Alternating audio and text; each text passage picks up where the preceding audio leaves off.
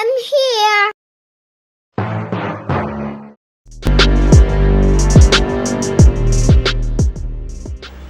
Hello friends, welcome back to my channel. Just imagine ಮಾಡಿ, ಸಡನ್ನಾಗಿ ಗೃಹಲಕ್ಷ್ಮಿ ಹಣ ಬರೋದು ನಿಂತು ಹೋದರೆ, ಹಾಗೆ ಅನ್ನಭಾಗ್ಯದ ಅಕ್ಕಿ ನಿಂತು ಹೋದರೆ, ನಿಮಗೆ ಬರ್ತಾ ಇರೋ ಫ್ರೀ ಸ್ಕೀಮ್ಸ್ ಎಲ್ಲ ಸಡನ್ನಾಗಿ ಸ್ಟಾಪ್ ಆಗಬಹುದಾ? ಈ ವಿಡಿಯೋದಲ್ಲಿ ಕಂಪ್ಲೀಟಾಗಿ ಮಾಹಿತಿ ಕೊಡ್ತೇನೆ, ಯಾಕಂದರೆ ನೈಜತೆ ಸ್ವಲ್ಪ ಶಾಕಿಂಗ್ ಆಗಿರುತ್ತೆ. ವಿಡಿಯೋದಲ್ಲಿ ಮುಂದುವರಿಯುವ ಮುನ್ನ ಕರ್ನಾಟಕದ ಪ್ರಸ್ತುತ ಸಾಲ ಮತ್ತು ಈ ಗ್ಯಾರಂಟಿ ಯೋಜನೆಗಳಿಗೆ ಸರ್ಕಾರ ಖರ್ಚು ಮಾಡುತ್ತಿರುವ ಟೋಟಲ್ ಮೊತ್ತವನ್ನು ನೋಡೋಣ. ಈವರೆಗಿನ ಕರ್ನಾಟಕದ ಒಟ್ಟು ಸಾಲ 6.5 ಲಕ್ಷ ಕೋಟಿ ಇತ್ತು. ಹಿಂದಿನ ಹಲವಾರು ಗೋರ್ಮೆಂಟ್ಗಳು ಮತ್ತು ಈಗಿರುವ ಸರ್ಕಾರವು ಕೂಡ ಮಾಡಿದ ಒಟ್ಟು ಸಾಲ 6.5 ಲಕ್ಷ ಕೋಟಿ ಇತ್ತು. ಆದರೆ ಪ್ರಸ್ತುತ 1-2 ವರ್ಷದೊಳಗೆ 1 ಲಕ್ಷ ಕೋಟಿ ಹತ್ತಿರ ಸಾಲ ಮಾಡಿಕೊಂಡಿದೆ. ಕಾರಣ ಈ ಸ್ಕೀಮ್ಗಳು ಇರಬಹುದು ಅಥವಾ ಮ್ಯಾನೇಜ್ ಮಾಡೋದಕ್ಕಾಗಿ ಮಾಡಿರ್ಬೋದು. ಇನ್ನು ಈ ಸ್ಕೀಮ್ಗಳಿಗೆ ವಾರ್ಷಿಕವಾಗಿ ಖರ್ಚಾಗ್ತಿರೋದು 70-80 ಸಾವಿರ ಕೋಟಿಗಳು. ಅದರಲ್ಲಿ ಗೃಹಲಕ್ಷ್ಮಿಗೆ 30-32 ಸಾವಿರ ಕೋಟಿ, ಹಾಗೆ ಗೃಹಜ್ಯೋತಿಗೆ 13,000-15 ಸಾವಿರ ಕೋಟಿಗಳು. ಇನ್ನು ಅನ್ನಭಾಗ್ಯಕ್ಕೆ ಇದು ಸರ್ವೇ ಸಾಮಾನ್ಯ, ಯಾವುದೇ ಸರ್ಕಾರ ಬಂದರೂ 8-10 ಸಾವಿರದವರೆಗೆ ಖರ್ಚು ಮಾಡುತ್ತೆ. ಇನ್ನು ಫ್ರೀ ಬಸ್ ಶಕ್ತಿ ಸ್ಕೀಮಲ್ಲಿ 5,000 ಕೋಟಿ. ಇದು ಕೇವಲ 5,000 ಕೋಟಿ ಅನ್ನದೇ ಅತ್ಯಂತ ಲಾಭದಲ್ಲಿದ್ದ ನಮ್ಮ ಕರ್ನಾಟಕ ರಸ್ತೆ ಸಾರಿಗೆ ನಿಗಮ ಇಂದು ಲಾಭವನ್ನು ಬಿಡಿ ಸರಿಯಾಗಿ ಮೇಂಟೈನ್ ಮಾಡಲು ಕೂಡ ಪರದಾಡ್ತಾ ಇವೆ.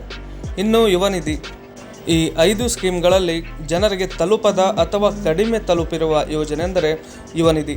ಇದು ಸಾಕಷ್ಟು ವಿದ್ಯಾರ್ಥಿಗಳಿಗೆ ಹೆಲ್ಪ್ ಆಗುತ್ತೆ ಅಂತ ಮಾಡಿದರು, ಆದರೆ ಯಾರಿಗೆ ಹೆಲ್ಪ್ ಆಗಿದೆಯೋ ದಯವಿಟ್ಟು ಕಾಮೆಂಟ್ ಮಾಡಿ. ಇನ್ನು ವಿಡಿಯೋದಲ್ಲಿ ಮುಂದುವರೋಣ. ನಮಸ್ಕಾರ ಫ್ರೆಂಡ್ಸ್, ಇವತ್ತು ನಾವು ಡಿಸ್ಕಸ್ ಮಾಡೋದು ತುಂಬ ಇಂಪಾರ್ಟೆಂಟ್ ಆದ ಟಾಪಿಕ್, ಗೌರ್ಮೆಂಟ್ ಫ್ರೀ ಸ್ಕೀಮ್ನ ಬಗ್ಗೆ. ಕರ್ನಾಟಕದಲ್ಲಿ ತುಂಬ ಜನರು ಡಿಪೆಂಡ್ ಆಗಿರುವ ಸ್ಕೀಮ್ಗಳ ಬಗ್ಗೆ. ಆದರೆ ಡಿಪೆಂಡ್ ಆಗಿರೋದು ಜನ ಅಲ್ಲ, ಗೌರ್ಮೆಂಟೇ ಜನರು ಡಿಪೆಂಡ್ ಆಗೋ ಥರ ಮಾಡಿರೋದು ಈ ಗೃಹಲಕ್ಷ್ಮಿ, ಅನ್ನಭಾಗ್ಯ ಮತ್ತು ಶಕ್ತಿ ಸ್ಕೀಮ್ಗಳು. ಆದರೆ ಇವೆಲ್ಲ ಕಂಟಿನ್ಯೂ ಆಗುತ್ತಾ ಅಥವಾ ಸ್ಟಾಪ್ ಮಾಡ್ತಾರಾ? ಇದರ ಬಗ್ಗೆ ನಿಮ್ಮಲ್ಲಿ ಪ್ರಶ್ನೆ ಮೂಡಿರುತ್ತೆ. ಅದು ಸಹಜ ಬಿಡಿ, ಅದರ ಬಗ್ಗೆ ಸ್ವಲ್ಪ ಮಾಹಿತಿನ ಕೊಡ್ತೇನೆ. ಈಗ ಕರ್ನಾಟಕ ಮಾತ್ರ ಅಲ್ಲ, ಇಡೀ ಭಾರತದಲ್ಲಿ ಪಾಪ್ಯುಲರ್ ಆಗಿರೋ ಸ್ಕೀಮ್ ಯಾವುದಂದರೆ ಗೃಹಲಕ್ಷ್ಮಿ. ಪ್ರತಿ ಮನೆಯ ಮಗಳು ಅಥವಾ ತಾಯಂದಿರಿಗೆ ಪ್ರತಿ ತಿಂಗಳು 2,000 ನೀಡುವ ಸ್ಕೀಮ್ ಆಗಿದೆ. ಹಾಗೆ ಅನ್ನಭಾಗ್ಯ, ಇದರಲ್ಲಿ ಸೆಂಟ್ರಲ್ ಗೌರ್ಮೆಂಟ್ 5 kg, ಹಾಗೆ ರಾಜ್ಯ ಸರ್ಕಾರ ಕೂಡ 5 kg ಸೇರಿ 10 kg ಕೊಡುತ್ತೆ. ಇನ್ನು ಇತ್ತೀಚೆಗೆ ಮೀಮ್ಸಲ್ಲಿ ಅಥವಾ ಇನ್ಸ್ಟಾಗ್ರಾಮಲ್ಲಿ ನೋಡೇ ಇರ್ತೀರ ಈ ಸೀಟಿಗಾಗಿ ಜಗಳ. ಗಂಡು ಮಕ್ಕಳು ದುಡ್ಡು ಕೊಟ್ಟು ಹೋಗ್ತೀವಿ, ಸೀಟ್ ಬಿಡಿ.